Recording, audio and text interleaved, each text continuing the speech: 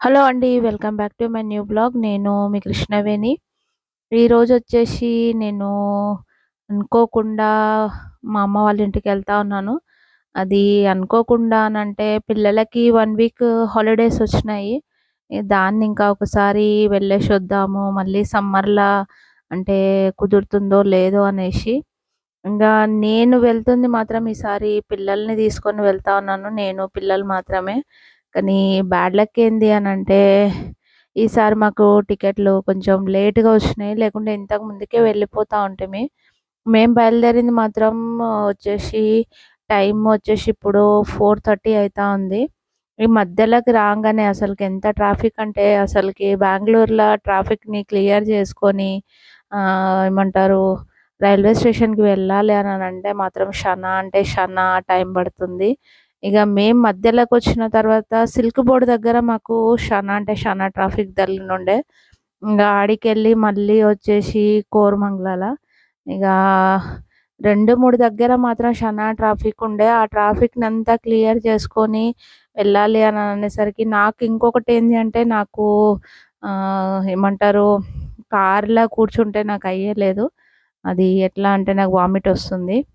నాకు travelling sick అంటారు గదా! ఏ ట్రావెల్ చేసినా అంటే ఏ వెహికల్ తీసుకున్నా అది ట్రైనే గానీ, బస్సో, కారు అసలకి నాకు వామిట్ ఎక్కువుంటుంది. ఇది నాకు షనా సంవత్సరాల నుంచి ఉంది. డాక్టర్ దగ్గరికెళ్ళినా, మెడిసిన్స్ తీసుకున్నా అంటే ట్రావెల్ చేసేటప్పుడు మెడిసిన్స్ తీసుకున్నా గూడా నాకీ ఒక 2, 3 గంటలు మాత్రమే అసలకి వామిట్ గాకుండా ఉంటుంది. ఇగ ఆడికెళ్ళి మళ్ళీ వామిట్ స్టార్ట్ అయితుంది. ఇక ట్రాఫిక్‌లో కూర్చున్నాము. అసలకి మధ్యలోకి రాంగానే అసలకి ఏమంటారు కోరమంగళకి రాంగానే నాకు తల తిరగడము, వామిట్ అయినట్టు అనిపియడము స్టార్ట్ అయిపోయింది. అసలకెప్పుడు రైల్వే స్టేషన్‌కి వెళ్తామా అని అనుకోని కూర్చున్నాను. కానీ మధ్యలోకెళ్ళినంక చూడండి ట్రాఫిక్ అంతా క్లియర్ అయిపోయింది. ఇంగా మధ్యలో అంటే కొంచెం ఎట్లా అంటే రైల్వే స్టేషన్ మీకేమన్నా ట్రావెలింగ్‌లా అంటే వామిట్ ఉన్న వాళ్ళు ఏమన్నా మెడిసిన్స్ తీసుకుంటారేమో నాకు సజెషన్ చేయండి. ఎందుకంటే సంవత్సరాల నుంచి బాధపడతా ఉన్నాను. నాకు 20 ఇయర్స్ అయితా ఉంది. 20 ఇయర్స్ నుంచి నాకు ఇదే ప్రాబ్లము. ఎక్కడికన్నా ట్రావెల్ చేయాలంటే ఇబ్బందిగా ఉంటుంది. ఇంకొకటి ఈ సెలవులల్లా నేను పిల్లల్ని తీసుకొని అమ్మ వాళ్ళ ఇంటికి వెళ్ళడానికి కారణం ఏంది అంటే మా పాప ఇంటర్న్‌షిప్ స్టార్ట్ చేస్తా ఉంది. ఆమె ఏమన్నా ఇంటర్న్‌షిప్ దొరికింది అనంటే, స్టార్ట్ జేషింది అనంటే, ఇగ మళ్ళీ సమ్మర్‌లో కూడా తను హాలిడేస్ తీసుకోలేను అనని జెప్పిండది.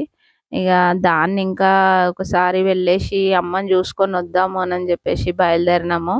కాకపోతే నేను ఉండేది జస్ట్ 5 డేస్ మాత్రమే. పండగ వరకు ఉండను. పండగ లోపు మళ్ళీ నేను ఇక్కడికొచ్చేస్తాను. అమ్మ వాళ్ళ ఇంటికి నుంచి మళ్ళీ బెంగుళూరుకొచ్చేస్తాను. ఎందుకంటే పండగకి అమ్మ దగ్గర ఉండలేను. ఇక అదే అనుకోని బయలుదేరినాము. కాకపోతే ఏంది అనంటే, కొంచెం టికెట్లు బుక్ అయ్యే వరకి కొంచెం టైం పట్టింది మాకి. అంటే రిజర్వేషన్ తొందరగా దొరకలేదు. ఇగ దాన్నింకా అనుకోకుండా 5 డేస్ అయినా పర్వాలేదు. ఒకసారి అమ్మని చూసుకుందాం అని చెప్పేసి బయలుదేరినాను.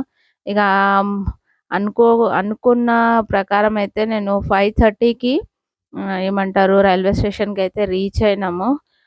రైల్వే స్టేషన్‌కి రాంగానే అసలకి ట్రైన్ వచ్చేసి 2 అవర్స్ లేట్ ఉంది అని అనౌన్స్‌మెంట్ వచ్చింది మాకి. ఇంగా అప్పుడనిపిచ్చింది ఎట్లానంటే మనం అనుకున్నది ఒకటైతే ఒకటి జరుగుతది అనంటే ఇదే గావచ్చు. ఇంకొకటి మమ్మల్ని డ్రాప్ చేస్తానికి మా ఆయన రాలేదు. నేనొక్కదాన్నే పిల్లల్ని తీసుకొని వెళ్తా ఉన్నాను గనుక ఇగ మేమే ప్లాట్‌ఫారం మీద ఏమంటారు ట్రైన్ ఎక్కడొస్తుంది అదంతా జూసుకున్నాము. కాకపోతే 2 అవర్స్ లేట్ అనంగానే అది ఇంకోటేంటంటే మేము టికెట్లు లేవని జెప్పేసి మా ఆయన జనరల్ బోగీల అంటే జనరల్ దాంట్లో బుక్ జేషిర్రు.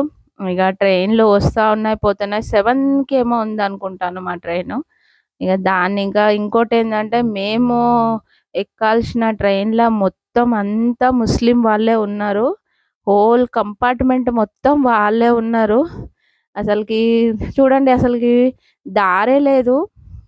ఒక ఫ్యామిలీ మొత్తం బుక్ చేసుకుర్రో ఏమో తెలవదు. అసలకెట్లా అంటే ఆహ్, కాలు పెట్టనీకి సందు లేదు వాళ్ళ లగేజ్ తోటి.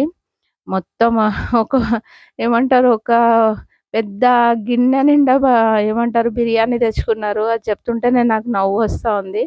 అదంతా ఈసారి మాత్రం జర్నీ అంత బాలేదనే జెప్పాలి.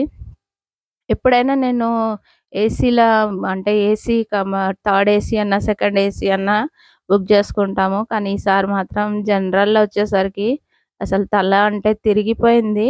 ఓకే ఫ్రెండ్స్ ఉంటాను. నెక్స్ట్ వీడియోలో కలుస్తాను. బాయ్.